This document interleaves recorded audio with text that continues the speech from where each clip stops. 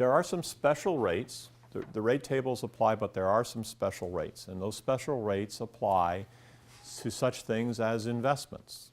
So investments, stock ownership has a couple of benefits, right? You own stocks, and when a company does well, they pay you some dividends. They pay some dividends out of their earnings.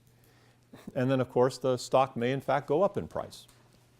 So the dividends that you receive, plus what are called long-term capital gains, that is the difference between what you sell a stock for and what you've purchased it for, and you've held it over a year's time, are taxed at favorable rates. We throw out the rate table, and we are taxed generally, most of us will be paying at 15% the tax on both dividends and capital gains.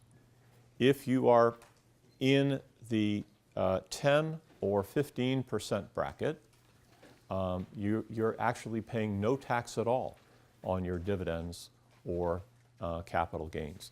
If your income is over $418,000, if you're over in the highest bracket, unfortunately that tax bracket for the investments, the special investment bracket, rises to 20%.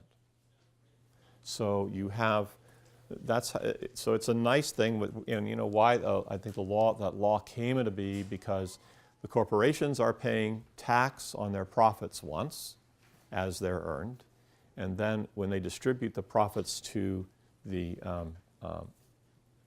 investors are entitled, I suppose, to pay a little bit less tax because rather than having to pay double tax. Well, we're not going to go into the merits today of the tax law, because there's too many other things to talk about.